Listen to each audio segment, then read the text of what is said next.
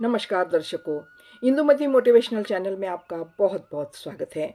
आप देख रहे हैं महाभारत के संवेदनशील प्रसंगों को एपिसोड के रूप में। पिछले वीडियो में आपने देखा होगा कि संजय महाभारत के युद्ध का सारा वर्णन धृतराष्ट्र और गांधारी को सुनाया करता था। एक बार पहले युद्ध की घटना सुना रहा था तो विदुर को वो बात खटकने लगती है, क्योंकि वह सारी बातें झूठी बता रहा था। तो ये झूठी बातों को लेकर के विदुर ने संजय को क्या हिदायत दी, वो इस वीडियो में हम सुनते हैं। ध्यान से सुनिएगा। विदुर हस्तिनापुर महल से धृतराष्ट्र और गांधारी से विदा लेकर अपने महल की ओर चल पड़ते हैं। जैसे ही वे बाहर निकलकर अपने खड़ाऊ पहन रहे थे तो उसको संजय मिला, जो धृतराष्ट्र को झूठी बातें बताकर बाहर निकला था। विदुर के न बुलाने पर भी संजय घोड़े की लगाम थामकर साथ साथ उनके चलने लगा। दाई और सूत टोले में सामान सरंजाम ढोने और लादने का काम जारी था। मशालें चारों ओर जल रही थी। नदी तट पर स्थित विदुर के घर की ओर जाने लगा तो एकदम मार्ग वह सुनसान था। विदुर ने संजय से कहा, चलो हमारे घर भोजन कर लेना, जरा बात भी करनी है तुमसे। विदुर के घर में सब सोए हुए थे, कुंती भी थी। केवल रसोइया स्वामी की प्रतीक्षा में दिए के मंद प्रकाश में ऊँग रहा था। विदुर को रात के समय कुछ भी पचता नहीं था, इसलिए रसोइयों ने उसे केवल सत्तू, दूध और मधु दिया। संजय को रोटी और दूध में पका चावल परोसा।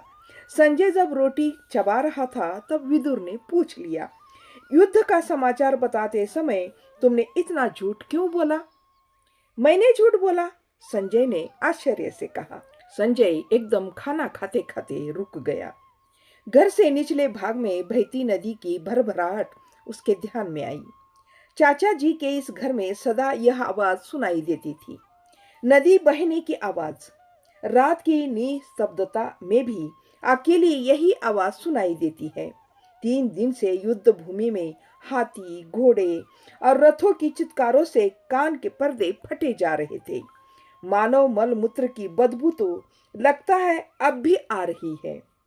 तुमने कहा था ना, सेना के बीच खड़े भीष्म के धनुष की टंकार सुनते ही शत्रु सेना के दिल दहल उठे।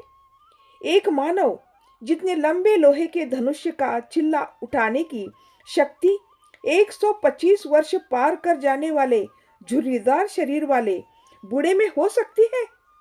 चाहे जैसी भी तरुण धनुष की टंकार करे, क्या उस आवाज को सेना के शोरगुल के बीच उतनी दूरी पर खड़े समस्त सैनिकों द्वारा सुन पाना संभव है? तुमने सागर, ज्वार, आंधी और पर्वत जो उपमाएं दी वो सब गलत था। विदुर का अभिप्राय संजय अब समझ गया।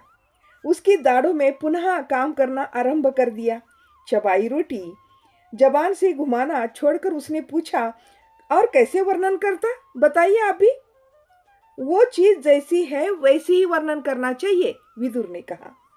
उसने दोबारा चबाना शुरू कर दिया। नदी की भरभराहट फिर से सुनाई देने लगी। विदुर के घर के बाजू में सीढ़ियां होने से नदी की ऐसी ही आवाज आती थी। यह सोचते हुए उसे ध्यान आया कि जल्दी घर जाकर पत्नी को सोने की चूड़ी पहनानी चाहिए। पता नहीं अब तक सो गई होगी या युद्ध भूमि में मेरा क्या हो गया यह सोचकर तड़प रही होगी। जब प्रात युद्ध आरंभ हुआ तब मैं पीछे था। हो की उत्साहवर्धक आवाज, हाथियों की सिंगाड़, बानों की सुई मुई, बीच में ही पीड़ा से चीखने की आवाजें, मैंने तो केवल इतना ही सुना था। अपनी आंखों से मैंने कुछ भी नहीं देखा। भयंकर युद्ध आरंभ हो गया है, यह बात सैनिकों ने कही मुझे। तब उनके मुख सफेद पड़ गए थे। स्वयं आगे जाकर देखने में कहीं एकाध तीर लगने से मर जाऊंगा ना, इसलिए मैं वहीं ठहरा। विदुर ने कहा, ऐसा संवाददाता बनने की क्या आवश्यकता है? संजय बताने लगा, युद्ध भूमि में बड़ा सा शिकार हाथ लगने पर सारे शिकारियों के हर्षध्वनि करने के समान जब एक बार हमारे लोग चिल्ला पड़े थे, तब श्वेत केतु के मरने की बात थी। वह कौन था? गौ ग्रहण के समय सबने देखा था। सुना है उस बूढ़े ने अब पांडवों के अर्जुन के पुत्र को अपनी बेटी दी है। केवल इतनी सी बात का पता लगाने के लिए मुझे 4 बार उनके पास जाकर चक्कर काटने पड़े। संजय ने फिर कहा, चाचा जी, पितामह सफेद घोड़ों के रथ पर सवार होकर गए, यह तो मैंने अपने आंखों से देखा था। उनके सामने लोहे के धनुष्य बाण रखे थे और वे एक मोटे से तकिए के सहारे थके मांदे व्यक्ति की भांति बैठे थे। इतनी आयु वाले कहीं स्वतः युद्ध करते हैं? ऐसे लोगों के युद्ध में रहने से जवानों में उत्साह बढ़ता है, इतना तो सत्य है। विदुर ने कहा, तो धृतराष्ट्र को बताते समय तुम ऐसा ही कहते, झूठ मूठ की बातें बताने की क्या जरूरत थी? संजय कहता है, मुझे भी मालूम है, जब मेरे पिताजी जीवित थे ना, तो वे महाराज के मंत्री थे। वे कहा करते थे, देखिए, मरने के पहले मेरे भोजन करने वाले दाएं हाथ को अपनी झुर्रियों भरे हाथों में थाम कर उन्होंने अंतिम उपदेश दिया था। अधिकार स्थान में रहने वाले को सदा संतोषजनक समाचार सुनाना चाहिए। असंतोष का समाचार स्वीकार करने वाले अधिकारी और 30 पर भी सिंहासनारूढ़ परम अधिकारी कहीं नहीं होते।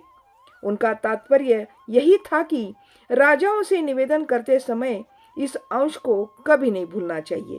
इसके अतिरिक्त चाचा जी, हम लोग तो सूत है ना, अपने राजाओं के गुण, शौर्य, प्रताप और वैभव का गुणगान करना ही तो हमारा व्यवसाय है ना। विदुर का ध्यान नदी के बहते पानी की कलकल ध्वनि पर गया। नगर में न रहकर नदी के इस तट पर घर बनाकर मैं यहाँ बस गया हूँ।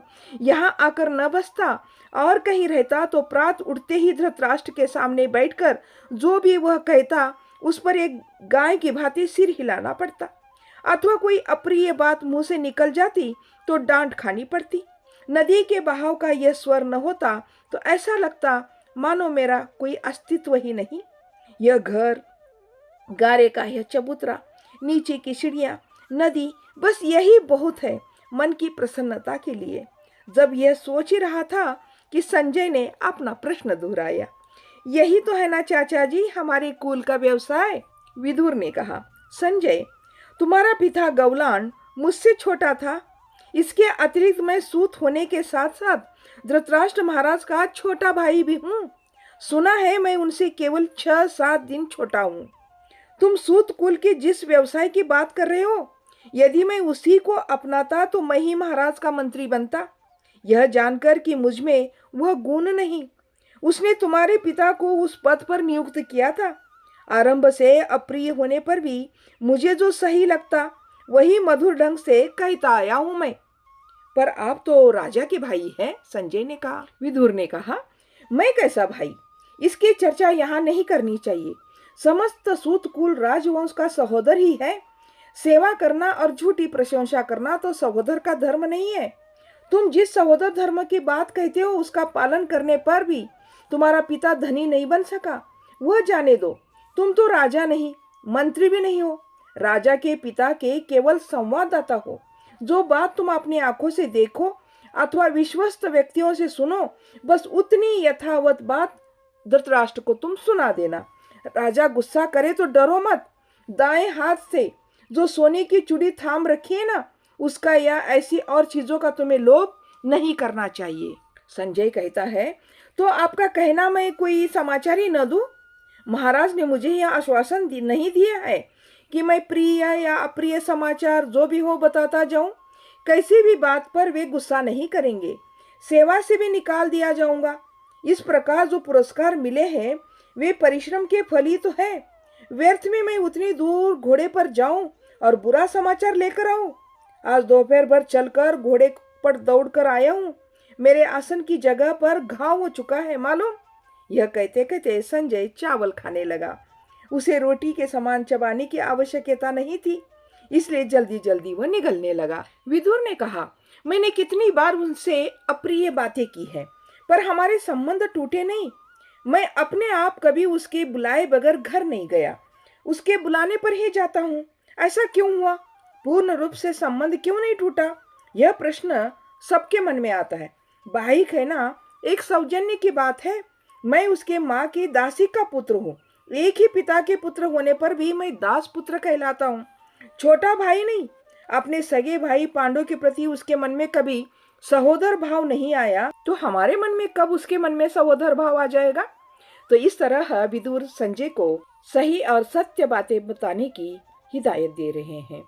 तो इस कहानी को करते हैं यहीं पर समाप्त। इस कहानी का अगला भाग अगले वीडियो में ज़रूर देखिएगा। तब तक के लिए जय हिंद, जय भारत।